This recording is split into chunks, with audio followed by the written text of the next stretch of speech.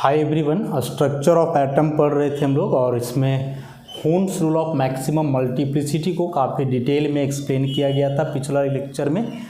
और स्टेटमेंट क्या था हून्स रूल का कि यदि इलेक्ट्रॉनों को डीजेनरेट ऑर्बिटल्स में भरना है तो इस प्रकार से भरा जाए कि अधिक से अधिक संख्या में इलेक्ट्रॉन्स अनपेयर्ड बचे। अनपेयर्ड इलेक्ट्रॉन्स बचने से क्या होंगे तो उस एटम के लिए, उस सिस्टम के लिए स्पिन मल्टीप्लिसिटी अधिक होगा, जिसके चलते उसका एनर्जी कम होगा और एनर्जी कम होने का मतलब ही हुआ कि स्टेबिलिटी ज़्यादा होना। एग्जाम्पल सहित इसको हम लोग देख चुके थे। एक क्वेश्चन इससे एग्जाम में ऐसा आता है, find out the number of unpaired electrons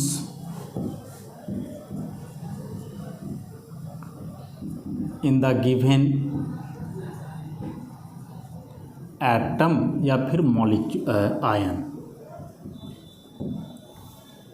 और जैसे मान लो कि दिया हुआ है सल्फर, कि सल्फर में कितने अनपेयर्ड इलेक्ट्रॉन हैं इसको बतलाओ ज़रा। तो अनपेयर्ड इलेक्ट्रॉन का बात जब भी पूछे तो समझ जाना कि ऑर्बिटल वाइज कन्फिग्रेशन लिखना है, हून्स रूल को वहाँ याद रख लोगे। तो सल्फर का एटॉमिक नंबर है 16। कन्फिग्रेशन पूरा भी लिख सकते हो या फिर नोबल गैस के आधार पर भी। अनपेयर्ड इलेक्ट्रॉन फाइंड आउट करना है तो नोबल गैस के आधार पर लिख करके चलेंगे हम लोग, लेकिन अभी पूरा देख लो ऐसा। अब यहाँ 1s है तो s है मतलब कि एक ऑर्बिटल, इलेक्ट्रॉन्स कितने हुए 2। फिर s है मतलब एक ऑर्बिटल, इलेक्ट्रॉन्स कितने हुए 2। p है मतलब कि 3 ऑर्बिटल्स, इलेक्ट्रॉन कितने हुए 6। तो इन 6 इलेक्ट्रॉन्स को कैसे भरेंगे ध्यान से देखो, हून्स रूल अप्लाई करके पहले एक एक करके 1 2 3 4 5 6 ऐसे। उसी प्रकार से फिर यहाँ s में 2 तो s के लिए एक डब्बा बनता है, इलेक्ट्रॉन 2 है ऐसे। फिर यहाँ p में 4 तो p के लिए 3 डब्बा बनेगा, इलेक्ट्रॉन 4 है तो 4 है मतलब हून्स रूल याद रखना है। पहले एक एक करके 1 2 3 4। और अब देखो अनपेयर्ड कितने बचे 2, अनपेयर्ड मैंने सिंगल इलेक्ट्रॉन। तो यहाँ से जब हम लोग देखें तो जो नंबर ऑफ अनपेयर्ड इलेक्ट्रॉन है वह कितना आया 2 आ गया, 2 अनपेयर्ड इलेक्ट्रॉन्स। उसी प्रकार से मान लो क्रोमियम का लिखना है 24। तो पूरा लिखने का ज़रूरत नहीं है, आप नोबल गैस के आधार पर भी लिख सकते हो। तो जैसे नोबल गैस के आधार पर लिखोगे तो इसके पहले है आर्गन, इसके बाद आता है 4s1 3d5। इसी को अरेंज करके, एक्सेप्शन वाला है ये, तो इसी को अरेंज करके यदि लिखोगे तो 3d को पहले लिख दोगे 3d5 4s1। हालांकि अनपेयर्ड इलेक्ट्रॉन निकालने में कोई जरूरी नहीं अरेंज करना। अब यहाँ ये d है तो d का मतलब कितने ऑर्बिटल्स 5, तो 5 डब्बा बनाना होगा 1 2 3 4 5। 4s1 एक ही है तो एक ही बनाना होगा। अब यहाँ ये जो 5 इलेक्ट्रॉन्स हैं तो पांचों को दिखाओ तो कैसे, पहले एक एक करके ना, तो 1 2 3 4 5। 4s1 तो यहाँ एक, तो ये सारे के सारे अनपेयर्ड इलेक्ट्रॉन्स हैं। तो इस बारी जो नंबर ऑफ अनपेयर्ड इलेक्ट्रॉन हैं वे कितने हो जाएंगे 6, 5 यहाँ और एक यहाँ 6। वही मान लो Mn4+ का लिखना है तो Mn का 25 पहले लिख लो। आर्गन इसका सेल वाइज अरेंज करके ही लिखते हैं 3d5 और 4s2। लेकिन यहाँ 2+ है, सॉरी 4+, तो 4+ है तो पहले 4 इलेक्ट्रॉन्स को हटाना होगा लास्ट से। तो लास्ट में 2 है तो ये 2 हट जाएंगे और बाकी का 2 यहाँ से हटेगा तो बचेगा क्या, आर्गन 3d3 बच जाएगा। यहाँ से 2 यहाँ से हट गया और 2 यहाँ से, तो यहाँ तो 3 ही बचे ना। अब d है तो d में 5 ऑर्बिटल 1 2 3 4 5। इलेक्ट्रॉन कितने हैं 3, तो 1 2 3। तो बाकी के 2 ऑर्बिटल्स खाली रह जाएंगे, इलेक्ट्रॉन नहीं है तो खाली रह जाएगा, उससे कोई दिक्कत नहीं है। तो ये 3 इलेक्ट्रॉन जो है, तीनों को कोई भी 3 में भर सकते हो ना, ऐसे भी भर सकते हो, कोई दिक्कत नहीं है। चाहो तो इधर से भी भर सकते हो, यहाँ नहीं दिखाओ। लेकिन एक ट्रेडिशनली जैसे चलते आ रहा है कि किनारे से शुरू करो लेफ्ट से और भरते जाओ ऐसे। तो इस बारी जो नंबर ऑफ अनपेयर्ड इलेक्ट्रॉन है वह कितना हो गया, 3 हो गया ऐसे। तो अनपेयर्ड इलेक्ट्रॉन की बात जब भी हो ऑर्बिटल वाइज इलेक्ट्रॉनिक कन्फिग्रेशन लिखना ही पड़ेगा, क्योंकि बिना ऑर्बिटल वाइज कन्फिग्रेशन का आप अनपेयर्ड इलेक्ट्रॉन का संख्या कभी भी पता नहीं कर सकते हो। तो इस बात का खास ख्याल रखना है। उसी प्रकार से मान लो Cl- का लिखना हो, अनपेयर्ड इलेक्ट्रॉन निकालना हो, तो क्लोरीन का 17 होता है। 17 होने का मतलब हुआ कि यहाँ नियॉन के लिए 10 3s2 3p5। अब एक माइनस है, इसका मतलब एक इलेक्ट्रॉन ऐड होगा लास्ट में, तो बचेगा क्या, नियॉन 3s2 और ये 3p6 हो जाएगा। अभी s में 2 इलेक्ट्रॉन है, p में ऑर्बिटल्स टोटल 3, इलेक्ट्रॉन 6, 1 2 3 4 5 6, सारे के सारे इलेक्ट्रॉन्स पेयर्ड है, कोई अनपेयर्ड नहीं है। तो इस बारी जो नंबर ऑफ अनपेयर्ड इलेक्ट्रॉन है वह 0 हो जाएगा, कोई अनपेयर्ड नहीं बचेगा। तो ऐसे करके जो है हम लोग पता करते हैं क्या, नंबर ऑफ अनपेयर्ड इलेक्ट्रॉन्स। तो एक क्वेश्चन यहाँ से भी कंफर्म है, ऐसे कोई एटम दिया हुआ रह सकता है, कोई पॉजिटिव आयन होगा या कोई नेगेटिव आयन होगा, कुछ भी दिया हुआ रहेगा। लेकिन यदि बात किया जाए वहाँ अनपेयर्ड इलेक्ट्रॉन की, तो you must have to go the orbital wise electronic configuration of the atom और आयन जो दिया हुआ है। बिना ऑर्बिटल वाइज इलेक्ट्रॉनिक कन्फिग्रेशन के आप कभी भी अनपेयर्ड इलेक्ट्रॉन का संख्या पता नहीं कर पाओगे। और जब भी ऑर्बिटल में इलेक्ट्रॉन को ऐसे भरोगे तो अकॉर्डिंग टू हुन्स रूल ध्यान रखना है। अब इसमें से हम लोग देखते हैं जो कुछ एलिमेंट्स का एक्सेप्शनल इलेक्ट्रॉनिक कन्फिग्रेशन पढ़े,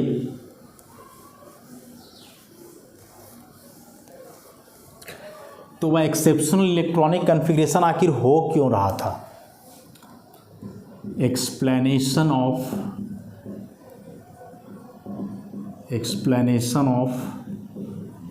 exceptional electronic configuration, exceptional electronic configuration of elements. Element का जो एक्सेप्शनल इलेक्ट्रॉनिक कन्फिग्रेशन है वह क्यों है, क्या उसका एक्सप्लेनेशन है, क्यों वे ऑब्बो प्रिंसिपल को या ऑब्बो रूल को वैलिड नहीं कर रहे हैं। तो इसके लिए 2 तरीका है। सबसे पहला symmetrical distribution of electrons, symmetrical distribution of electrons. तो पहला बात, उससे पहले भी बात कि जो एक्सेप्शनल इलेक्ट्रॉनिक कन्फिग्रेशन एलिमेंट का है वह बेसिकली स्टेबल होने के लिए है, और स्टेबल कैसे होगा उसका एक्सप्लेनेशन में पहला पॉइंट है सिमेट्रिकल डिस्ट्रीब्यूशन ऑफ इलेक्ट्रॉन। तो सिमेट्रिकल डिस्ट्रीब्यूशन ऑफ इलेक्ट्रॉन का मतलब होता है हाफ फील्ड या फिर फुल फील्ड सबसेल्स, कि जिस सबसेल में इलेक्ट्रॉनों को भरा जा रहा है यदि वह सबसेल या तो हाफ फील्ड हो या फुल फील्ड हो, तो उसको हम लोग बोलते हैं सिमेट्रिकल डिस्ट्रीब्यूशन। और वह कन्फिग्रेशन जो है जिसमें इलेक्ट्रॉनों का सिमेट्रिकल डिस्ट्रीब्यूशन हो वह अधिक स्टेबल होगा। तो हाफ फील्ड का मतलब P में 3, D में 5 या F में 7, और फुल फील्ड का मतलब P में 6, D में 10 और F में 14। इसको ऐसे करके याद रख लोगे। हाफ फील्ड सबसेल का मतलब ऐसा कि P में 3, D में 5, F में 7 और फुल फील्ड का मतलब ऐसा। तो एग्जाम्पल के थ्रू हम लोग समझिए। जैसे सबसे पहले क्रोमियम की बात कर लें। सो क्रोमियम का जो एक्सपेक्टेड इलेक्ट्रॉनिक कन्फिग्रेशन है वह होना चाहिए ऐसा, argon 4s2 3d4, this one is expected electronic configuration. अनुमानित अबव प्रिंसिपल के अनुसार यही होना चाहिए कि इसका 18 हो गया तो 18 और 2 20 और 4 24। लेकिन जो एक्चुअल कन्फिग्रेशन है इसका वह तो ऐसा है, आर्गन इसका एक इलेक्ट्रॉन चला जाता है इसमें 4s1 3d5। क्यों हुआ अब इसी को समझ लो। 4s में 2 इलेक्ट्रॉन्स, 3d है तो d में 5 ऑर्बिटल्स होंगे, इलेक्ट्रॉन 4, 1 2 3 4। 4s में यहाँ 1, d में फिर से यहाँ 5 है तो 1 2 3 4 5। तो एक तो डायरेक्ट यहाँ से देख रहे हो कि इसमें हाफ फील्ड या फुल फील्ड कुछ भी नहीं है, 3d4 है ना, तो 4 ना इसमें है ना इसमें है, लेकिन यहाँ 3d5 है, मतलब कि हाफ फील्ड सबसेल हुआ। अब यहाँ से एक कि सर आखिर हाफ फील्ड होना मतलब कि क्या वैसा है कि हाफ फील्ड होने से ही ज़्यादा स्टेबल हो जाएगा? ये बात तो थोड़ा हम लोग को क्लियर करके समझना पड़ेगा। तो इसके लिए समझना क्या है, सोच रहा ध्यान दोगे। ये जो ऑर्बिटल्स हमने पढ़ा, सबसे नहीं ऑर्बिटल्स s p d और f, ऑर्बिटल चाहे s का हो, p का हो, d का हो या f का हो, एक ऑर्बिटल में 2 इलेक्ट्रॉन से ज़्यादा हो ही नहीं सकता है, चाहे कोई भी ऑर्बिटल हो। अब ऑर्बिटल की साइज की बात करें तो s ऑर्बिटल का साइज सबसे छोटा, इससे थोड़ा बड़ा p, उससे थोड़ा बड़ा d और सबसे बड़ा f। अब क्या बोले कि ऑर्बिटल s का हो, ऑर्बिटल p का हो, d हो या f हो, एक ऑर्बिटल में जो इलेक्ट्रॉन्स मैक्सिमम होंगे वह कितने होंगे? 2। अब यदि एक ऑर्बिटल में 2 इलेक्ट्रॉन है तो 2 इलेक्ट्रॉन होने का मतलब कि दोनों तो नेगेटिव चार्ज वाला ही सिस्टम है। अब यह दोनों नेगेटिव चार्ज वाला सिस्टम यदि एक दूसरे के अगल बगल है तो ऑब्वियसली दोनों के बीच रिपल्सन होगा, और रिपल्सन होने से क्या होगा कि सिस्टम का एनर्जी बढ़ जाएगा, और एनर्जी बढ़ने का मतलब हुआ कि उसका स्टेबिलिटी घट जाएगा, स्टेबिलिटी कम हो जाएगा। अब 2 इलेक्ट्रॉन यहाँ भी है, 2 यहाँ भी है, 2 यहाँ भी है, 2 यहाँ भी है, ज़रा बताओ कि सबसे ज़्यादा रिपल्सन कहाँ होगा? ऑब्वियसली यहाँ होगा, क्योंकि यहाँ जगह कम है, यहाँ ज़्यादा जगह है। इलेक्ट्रॉन तो 2 यहाँ भी है और यहाँ भी है, लेकिन यहाँ जगह ज़्यादा है तो यही इलेक्ट्रॉन थोड़ा दूर दूर रहेंगे, तो दूर दूर रहने से उनके बीच रिपल्सन नहीं होगा, और नहीं रिपल्सन होगा तो कंफर्टेबल है, एनर्जी कम होगा, ज़्यादा स्टेबल होगा। समझ गए बात को? तो एक छोटा ऑर्बिटल में 2 इलेक्ट्रॉन रहे, इससे ज़्यादा बेहतर है कि बड़ा ऑर्बिटल में 2 इलेक्ट्रॉन हो। एग्जाम्पल से समझो ना, जैसे मान लो कि घर में 2 बेड है, एक छोटा बेड है, एक ऐसे बड़ा बेड है, 2 लोगों को सोना है, तो 2 लोग छोटा वाला बेड में सोएंगे वो बेहतर है कि बड़ा वाला बेड में सोएंगे वो बेहतर है, या फिर उससे भी बेहतर ही हो गया कि एक इस पे सोए और एक इस पे सोए।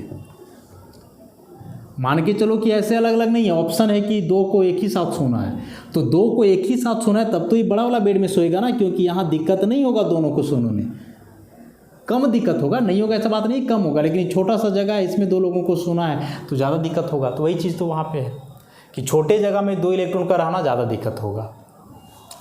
तो यहाँ क्या देख रहे हैं, क्रोमियम का जो एक्सपेक्टेड इलेक्ट्रॉनिक कन्फिग्रेशन है उसमें 4s में 2 इलेक्ट्रॉन है, 3d का एक ऑर्बिटल खाली है, मतलब कि छोटा वाला बेड पर 2 आदमी सोया हुआ है, बड़ा वाला बेड खाली है। ये तो वर्स्ट सिचुएशन हो गया। इससे बेहतर है कि एगो को यहाँ भेज दें उठा करके, ऐसे 4s को उठा के यहाँ कर दें, तो इसमें भी एक बचेगा, इसमें भी एक करके। तो 4s का छोटा ऑर्बिटल में ये जो 2 इलेक्ट्रॉन्स हैं, ये छोटा सा रीजन में है, तो इसमें यहाँ रिपल्सन ज़्यादा होगा, इसीलिए ऐसे इलेक्ट्रॉन को आगे प्रमोट करेंगे क्योंकि आगे ऑर्बिटल खाली है। और यदि ऐसा हुआ तो सारे ऑर्बिटल्स में अब एक इलेक्ट्रॉन, मतलब इलेक्ट्रॉनों के बीच अब कोई रिपल्सन जैसा बात नहीं रहा, तो इस केस में यह सिस्टम ज़्यादा स्टेबल होगा क्योंकि रिपल्सन यहाँ होगा नहीं। तो एक्चुअल रीजन समझे, इलेक्ट्रॉन का ट्रांसफ़र जब भी होता है ना तो s से d में ही होता है या s से f में होता है, याद रखोगे। मतलब एक छोटा ऑर्बिटल से बड़े ऑर्बिटल में इलेक्ट्रॉन का ट्रांसफ़र होता है, कभी उल्टा नहीं हो सकता, d से s में नहीं आएगा, मतलब बड़ा वाला ऑर्बिटल से छोटा ऑर्बिटल में इलेक्ट्रॉन कभी नहीं आएगा। तो इलेक्ट्रॉन का ट्रांसफ़र हमेशा smaller orbital to larger orbital, क्योंकि ऐसा करने से इलेक्ट्रॉनिक रिपल्सन कम होंगे, और रिपल्सन कम होने का मतलब कि स्टेबल ज़्यादा होगा। वही एग्जाम्पल से हम समझाए। उसी प्रकार से यदि आप कॉपर के लिए लिखते हो 29, तो इसका जो एक्सपेक्टेड है वह है 4s2 3d9। This one is expected configuration. तो 4s में 2 इलेक्ट्रॉन्स, d में 5 ऑर्बिटल है, 9 इलेक्ट्रॉन, 1 2 3 4 5 6 7 8 9। इसी में जो इसका एक्चुअल है, तो एक्चुअल में होता है 4s1 3d 10। तो 4s1 मतलब एक यहाँ, और 3d में इस बारी 10 हुआ, 1 2 3 4 5 6 7 8 9 ऐसा। तो यहाँ बोलोगे सर यहाँ तो ऑर्बिटल खाली नहीं है, तो फिर ये क्यों गया यहाँ? तो यहाँ जाने से फ़ायदा ऐसे ना हुआ कि ये जो 2 इलेक्ट्रॉन है वो s में है और s का साइज छोटा है, लेकिन यही 2 इलेक्ट्रॉन जब यहाँ हो गया वैसे तो ये d में चला गया और d का साइज बड़ा है। तो छोटा ऑर्बिटल में 2 इलेक्ट्रॉन हो, इससे ज़्यादा कंफर्टेबल बड़ा ऑर्बिटल में, क्योंकि यहाँ से रिपल्सन क्या होना है, कम होना है। तो वही चक्कर में यहाँ फुल फील्ड हो गया d10 और यहाँ हाफ फील्ड रहा d5। तो ये हाफ फील्ड और फुल फील्ड को सिमेट्रिकल डिस्ट्रीब्यूशन बोला जाता है इलेक्ट्रॉनों का, और ऐसे सिस्टम ज़्यादा स्टेबल होंगे। एग्जैक्ट रीजन उसका यह था, इलेक्ट्रॉनिक रिपल्सन, ऑर्बिटल का साइज के अनुसार और इलेक्ट्रॉन का रिपल्सन होता है, और उसी हिसाब से जो है इलेक्ट्रॉनों को भरा जाता है अलग अलग ऑर्बिटल्स में। तो पहला एक्सप्लेनेशन समझ गए ना, सिमेट्रिकल डिस्ट्रीब्यूशन ऑफ इलेक्ट्रॉन माने हाफ फील्ड और फुल फील्ड। उसमें क्रोमियम और कॉपर 2 बहुत ही कॉमन से एग्जाम्पल्स हैं, जिसमें एक में हाफ फील्ड हो रहा है और दूसरे में फुल फील्ड हो रहा है। ठीक, दूसरा रीजन क्या है? दूसरा रीजन क्या है अस्टेबल होने का?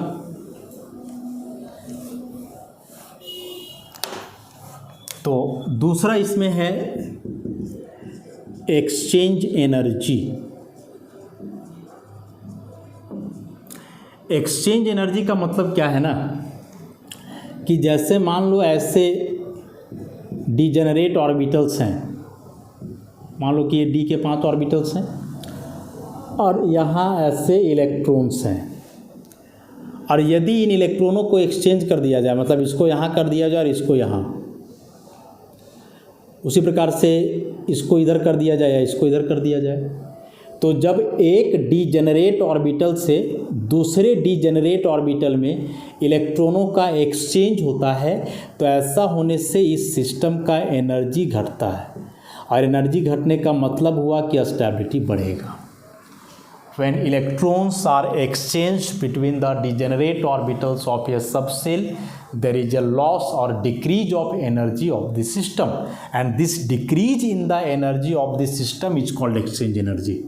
तो जितना यह एनर्जी घटेगा, एक्सचेंज एनर्जी उतना ही ज़्यादा होगा, और एक्सचेंज एनर्जी ज़्यादा होने का मतलब कि ज़्यादा एनर्जी निकल गया इससे, तो बचा कम से कम, और कम से कम एनर्जी बचने का मतलब कि स्टेबिलिटी क्या हुआ, ज़्यादा। तो जितना ज़्यादा एक्सचेंज होगा ना इस इलेक्ट्रॉन का, उतना फ़ायदेमंद है। जितना ज़्यादा आप एक्सचेंज कर पाओगे, एनर्जी उतना घटेगा, और एनर्जी जितना घटेगा उतना कम बचेगा इसके पास, और एनर्जी कम से कम होना मतलब कि स्टेबल ज़्यादा होना। एनर्जी कम से कम होने का मतलब हुआ कि स्टेबल ज़्यादा होना।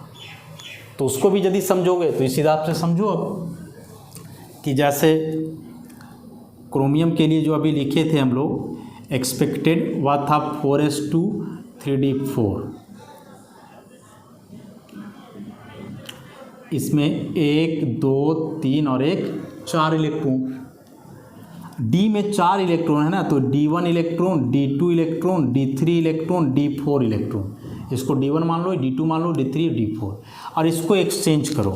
तो एक्सचेंज कैसे करोगे? इस इलेक्ट्रॉन को तुम इससे एक्सचेंज कर सकते हो, माने ई यहाँ चल जाएगा, ई यहाँ, फिर इसके साथ कर सकते हो, ई यहाँ और यहाँ, चांसेस बता रहा है, फिर इसको यहाँ से एक्सचेंज कर सकते हो, मैंने इलेक्ट्रॉन यहाँ और यहाँ। तो यह जो d1 इलेक्ट्रॉन है इसको 1 2 3 बार एक्सचेंज कर सकते हैं। उसी प्रकार से अब d2 वाला, तो d2 वाला को एक्सचेंज एक बार यहाँ करोगे, एक बार यहाँ, पीछे नहीं, क्योंकि पीछे तो एक्सचेंज हो चुका है, तो इसको 2 बार एक्सचेंज करेंगे। वैसे ही d3 को एक बार यहाँ, मतलब एक ही बार, और d4 के आगे कोई इलेक्ट्रॉन नहीं है तो एक्सचेंज नहीं होगा, पीछे तो करना ही नहीं, क्या कि पीछे ऑलरेडी एक्सचेंज हो चुका है, तो 0। तो टोटल एक्सचेंज कितना हुआ? 3 2 5 और 1 6। लेकिन वही यदि इसका कन्फिग्रेशन एक्चुअल वाला ले, 4s1 और 3d5, मतलब 3d में आप 5 इलेक्ट्रॉन,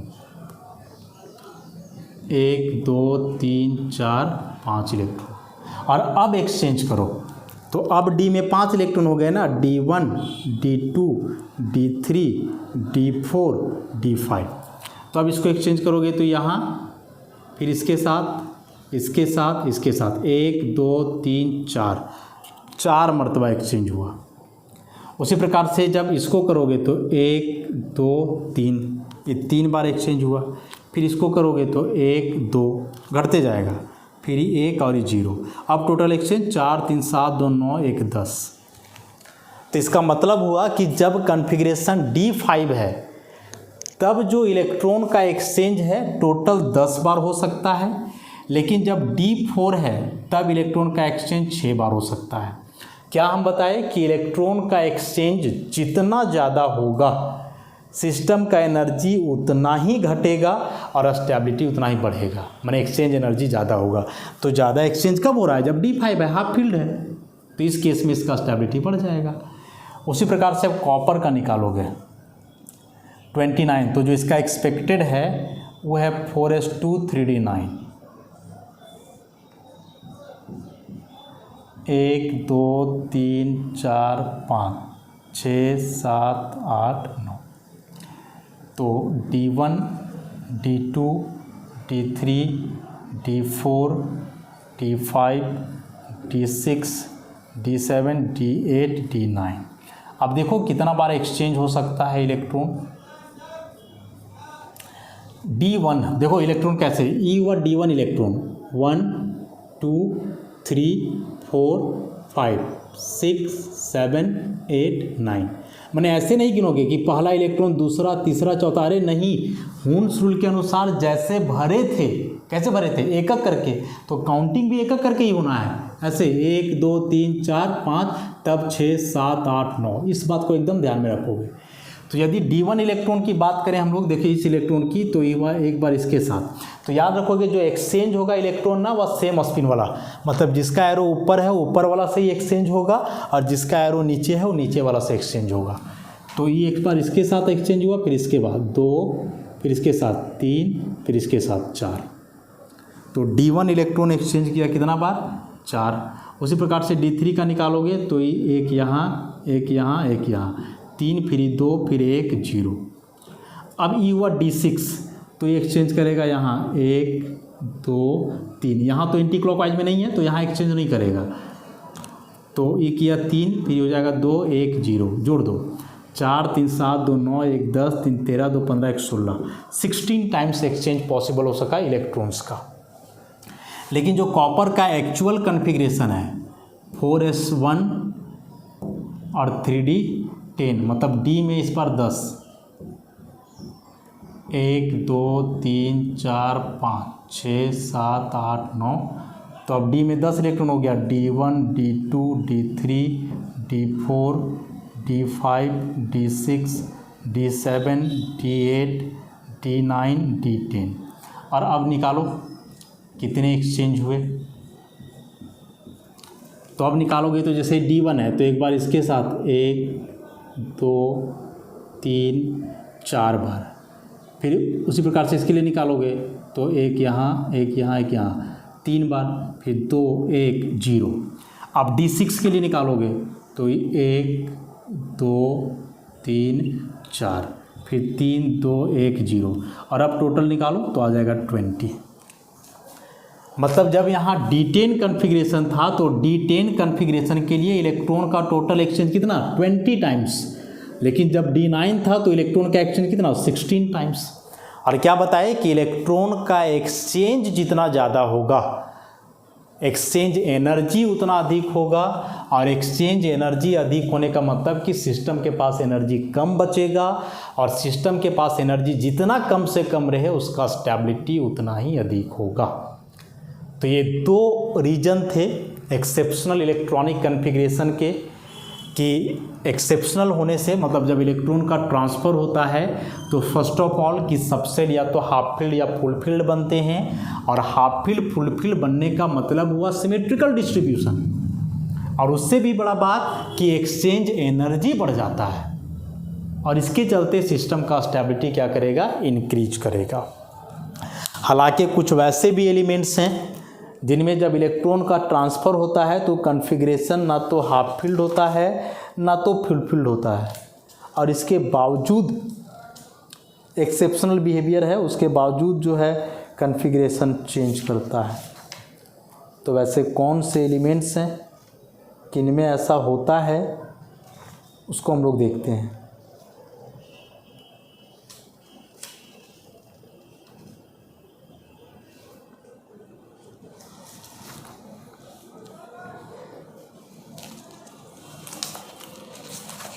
कुछ एग्जाम्पल्स है।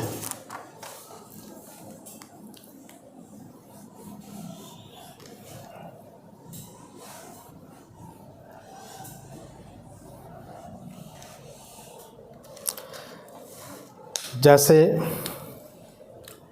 लैंथेनम एक एलिमेंट है, एटॉमिक नंबर 57 होता है।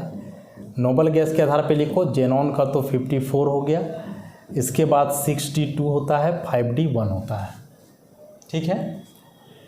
तो इसके बाद सीरियम का होता है 58, तो इसके लिए लिखोगे तो जेनॉन 6s2 होना चाहिए, 5D2 होना चाहिए, नहीं होता है। इसका कन्फिग्रेशन होता है 6s2 4f1 5D1, मतलब डी में इलेक्ट्रॉन नहीं जा रहा है, एफ में आ जाएगा।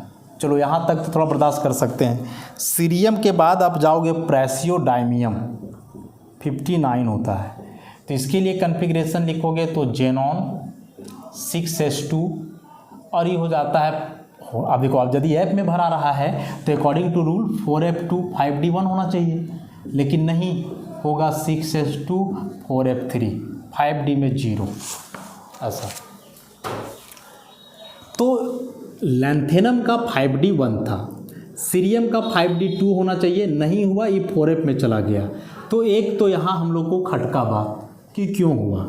अच्छा ठीक है, 4f में ही जा रहा था तो अब इसका 4f2 होता, 5D1 जैसे था वैसे ही रहता, लेकिन नहीं, फिर 5D का एक इलेक्ट्रॉन भी 4f में ही चला गया, तो यहाँ तो और भी बर्दाश्त से बाहर हो गया बात। अच्छा 5D का एक इलेक्ट्रॉन इसमें गया और जाने के बाद यदि 4f7 होता, हाफ फील्ड हो जाता, तब हम लोग बर्दाश्त कर लेते कि चलो हाफ फील्ड हो रहा है तो ज़्यादा स्टेबल होगा, या फिर 4f14 हो जाता फुल फील्ड, फिर भी हम लोग बर्दाश्त कर लेते कि चलो ये भी बढ़िया है, फुल फील्ड हो गया तो बढ़िया बात हो गया।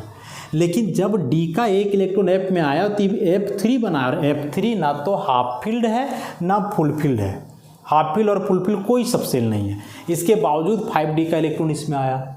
तो यहाँ आप क्या एक्सप्लेनेशन दोगे, तो यहाँ एक्सप्लेनेशन दिया जाएगा एक्सचेंज एनर्जी का, बस कि जब 5D का इलेक्ट्रॉन 4f में आया तो चूंकि D से F में आ रहा है, हमेशा बोले हैं कि एक स्मॉलर ऑर्बिटल से लार्जर ऑर्बिटल में इलेक्ट्रॉन जाएगा।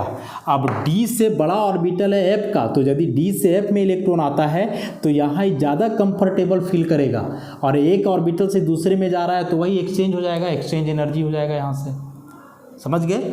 वैसे यहाँ 5D में नहीं जाकर के 4f में घुसना शुरू हो गया, क्यों, क्योंकि D से बड़ा साइज का ऑर्बिटल F है, तो वहाँ इलेक्ट्रॉन ज़्यादा कंफर्ट रहेगा। तो इस ऑर्बिटल के साइज और इलेक्ट्रॉन का एक्सचेंज के आधार पे आप चीज़ों को एक्सप्लेन कर पाओगे, क्योंकि हर बार ऐसे एक्सेप्शनल से ज़रूरी नहीं है कि हाफ फील्ड और फुल फील्ड कन्फिग्रेशन हो जाए, नहीं ज़रूरी है। जैसे यहाँ देखो ना हाफ फील्ड हुआ ना फुल फील्ड, तो यहाँ क्यों ऐसे हुआ, तो यहाँ होने के पीछे कारण यही है कि इलेक्ट्रॉन हमेशा एक smaller orbital to larger orbital जाएगा, और जब ऐसे इलेक्ट्रॉन का एक्सचेंज होगा तो सिस्टम का एनर्जी घटेगा और स्टेबिलिटी उसका बढ़ेगा। तो सब एलिमेंट में हाफ फील्ड और फुल फील्ड वाला केस नहीं है, इस बात को एकदम ध्यान में रख लोगे। ऐसे कई एलिमेंट्स हैं, यही नहीं कई एलिमेंट्स हैं ऐसे। जैसे मान लो कि आप क्रोमियम की बात करते हो, तो क्रोमियम का 24 है ना, इसी ग्रुप में मॉलिब्डेनम है जिसका 42 होता है, इसी ग्रुप में टंगस्टेन है जिसका 74 होता है। क्रोमियम का इलेक्ट्रॉनिक कन्फिग्रेशन है 4s1 3d5, उस हिसाब से मॉलिब्डेनम का होना चाहिए 5s1 4d5 हाफ फील्ड, तो उस हिसाब से टंगस्टेन का होना चाहिए 6s1 5d5, नहीं होता है, टंगस्टेन का होता है 6s2 5d4। मतलब ई दोनों में 4s या 5s माने s का एक इलेक्ट्रॉन d में गया, क्योंकि ऐसा होने से ही दोनों हाफ फील्ड हो जा रहा था, और हाफ फील्ड हो जाने से अस्टेबल हो जा रहा था। अरे तो वो सिचुएशन यहाँ भी तो हो रहा था ना कि एस का इलेक्ट्रॉन डी में गया तो देखो यहाँ भी D5 हाफ फील्ड, लेकिन नहीं इसमें ऐसा नहीं होता। इसका सही कन्फिग्रेशन यही है 6s2 5d4, इसमें नहीं जाएगा। क्यों नहीं जाएगा? इसका कोई एक्सप्लेनेशन नहीं है, नो एक्सप्लेनेशन किसी भी आधार पे, क्योंकि एक ही ग्रुप के एलिमेंट्स हैं तो एक जैसा होना चाहिए भाई, सिंपल सी बात है। लेकिन एकदम नहीं होता है। यहाँ ये दोनों का ठीक था कि हाफ फील्ड होने के लिए इसका चला गया, लेकिन इसमें टंगस्टन में नहीं हुआ, 6s का इलेक्ट्रॉन इसमें नहीं जा सका ऐसा, और इलेक्ट्रॉन इसमें नहीं जा सका तो फिर 5d4 का 4 ही रह गया, ना हाफ फील्ड ना फुल फील्ड। यहाँ फिर एक्सेप्शन वाला बात नहीं रहा। तो ऐसे कई चीज़ें हैं जो लगेगा कि ज़बरदस्ती का है, कोई लॉजिक नहीं, कोई एक्सप्लेनेशन नहीं, तो इन चीज़ों को याद ही रखना पड़ेगा। अच्छा, उसी प्रकार से निकेल वाले की बात करें, एटॉमिक नंबर 28, पैलेडियम 46, प्लैटिनम 78। इसका कन्फिग्रेशन होता है 4s2 3d8। इसका हो जाता है, माने होना चाहिए इसका 5s2 5d8, और इसका होना चाहिए 6s2 और 6d8,